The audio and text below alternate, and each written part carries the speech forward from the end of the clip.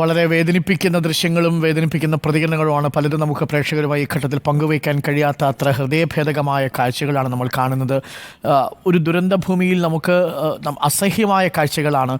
നമ്മൾ ജീവനുള്ള മനുഷ്യരെ തിരയുമ്പോൾ കയ്യിൽ കിട്ടുന്നത് ചേതനയേറ്റ ശരീരങ്ങളോ ശരീരത്തിൻ്റെ ഭാഗങ്ങളോ ആണ് എന്നുള്ളതാണ് ഏറെ വേദനിപ്പിക്കുന്ന കാര്യം. കഴിഞ്ഞ 8-9 രാവിലെ 4-4:30 മുതൽ നമ്മൾ തുടങ്ങിയ സംപ്രേഷണമാണ്. ആ സംപ്രേഷണം നമ്മൾ ഇതുവരെയും അവസാനിപ്പിച്ചിട്ടില്ലെന്ന് മാത്രവുമല്ല, ഇടവേളകളില്ലാതെ പോകുമ്പോൾ പ്രിയപ്പെട്ട പ്രേക്ഷകർക്ക് ഞങ്ങളുടെ ഈ എമർജൻസി നമ്പറിൽ വിളിച്ച് നിങ്ങളുടെ ബന്ധുക്കളെക്കുറിച്ച് അന്വേഷിക്കുമ്പോൾ പലപ്പോഴും പലരുടെയും മിസ്സിംഗ് ലിസ്റ്റിൽപ്പെട്ടവരുടെ വിവരങ്ങളാണ് കൈമാറേണ്ടി വരുന്നത് എന്ന വളരെ ദുഃഖകരമായൊരു കാര്യം കൂടിയുണ്ട്. തീർച്ചയായും അത് അതീവ സങ്കടകരമാണ്. മന്ത്രിമാർ തലത്തിൽ ഏകോപനിക്കുന്നുണ്ട്. റവന്യൂ വകുപ്പ് മന്ത്രി കെ രാജൻ,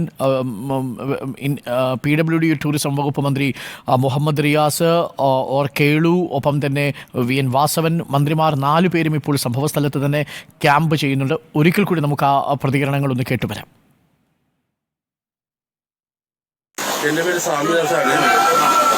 ഇപ്പോൾ ചൂരമല ഉള്ളത് നോക്കുമ്പോൾ ഇന്നലെ രാത്രി ഉരുളുപൊട്ടിയതാണ്. ഇവിടെ സ്കൂൾ തൊട്ടുള്ളത് കുറേ വീടുകൾ പൊതിഞ്ഞ് എൻ്റെ മകള് ഇവിടെ പഠിക്കുകയാണ്. അവിടെ വീടൊന്നും അറിയില്ല. എല്ലാ രസവും എവിടെ ഇട്ടാലും ഇവിടെ കുറേ ആൾക്കാരുണ്ട്. അതൊന്ന് കൈസാക്കി വിടണം. മോളെ വീട് എവിടെ നിന്നും അറിയില്ല. തെരഞ്ഞുകൊണ്ടിരിക്കുകയാണ്. വേദനിപ്പിക്കുന്ന കാഴ്ചകളും നിലവിളികളുമാണ് വയനാട്ടിൽ നിന്ന് വരുന്നത്. ഹൃദയഭേദകമായ കാഴ്ചയാണ്. ഇന്നും നാളെയും സംസ്ഥാനത്ത് ഔദ്യോഗിക ദുഃഖാചരണം പ്രഖ്യാപിച്ചിട്ടുണ്ട്. വൻ ദുരന്തമാണ്. 93 പേരുടെ മരണമാണ് ഇതിനെയും സ്ഥിരീകരിച്ചിരിക്കുന്നത്. ഇപ്പോൾ മുണ്ടക്കൈ ഭാഗത്ത് നിന്ന് 4 ബോഡികൾ കൂടി കിട്ടിയിട്ടുണ്ട്. അങ്ങനെ വന്നാൽ 97ലേക്ക് എത്തും. 100ഓളം പേരുടെ മരണം എന്നുള്ളത് അടുത്ത കാലത്ത് നമ്മൾ കണ്ടിട്ടില്ലാത്ത വിധം ഒരുപക്ഷെ നമ്മുടെ കാഴ്ചയ്ക്ക് പരിമിതികൾ ഉണ്ട്. അത്രയും വിശാലമായൊരു ഭൂപ്രദേശമാണ് ഇല്ലാതായത്.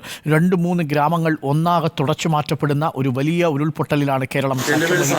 ഇന്ന് പുലർച്ചെ 1 മണിക്ക്, 3:30-ക്ക്, 4 മണിക്ക് 3 ഘട്ടങ്ങളിലായിട്ടുണ്ടായ ഉരുൾപൊട്ടൽ. ആ ഉരുൾപൊട്ടലിൽ മുണ്ടക്കൈ ഗ്രാമം പൂർണ്ണമായിട്ടും അനാഥമായിരിക്കുന്നു. അവിടെ നിന്നുള്ള ആകാശ ദൃശ്യങ്ങൾ നമ്മളെ ഭയപ്പെടുത്തുന്നതാണ്. അതിസാഹസികമായ രക്ഷാപ്രവർത്തനത്തിനാണ് കേരളം സാക്ഷ്യം വഹിച്ചത്. ആർമിയുടെയും NDRFിൻ്റെയും സംഘം പുഴ കടക്കാൻ വേണ്ടി എടുത്ത എഫേർട്ട് അത്ര ചെറുതല്ല. അവർ അവരുടെ ജീവൻ പണയം വെച്ചുകൊണ്ടാണ് പോയത്. അവരോടൊപ്പം ഞങ്ങളുടെ മാധ്യമ സംഘത്തിൽപ്പെട്ട ദീപക് മോഹനും സംഘവും മറുകരയിലെത്തി. അവിടെ നൂറുദ്ദീൻ അടക്കം നമ്മളെ വിളിച്ച് കരഞ്ഞ് ഈ രക്ഷാസേനയുടെ സാന്നിധ്യം അവിടെ വേണമെന്ന് അപേക്ഷിച്ചവർ തൽക്കാലം ഇവരുടെ സ്പോട്ടുകൾ കൃത്യമായി മന്ത്രിമാർ ലൊക്കേറ്റ് ചെയ്ത് രക്ഷാദൗത്യത്തിന് കൈമാറി. വളരെ കൃത്യമായ ഒരു രക്ഷാപ്രവർത്തനമാണ് അവിടെ നടന്നതെങ്കിലും നമുക്ക് 93 പേരെ ഏറ്റവും ഒടുവിൽ വിവരം ലഭിക്കുമ്പോൾ 93 പേരുടെ മരണമാണ് സ്ഥിരീകരിച്ചിരിക്കുന്നത്.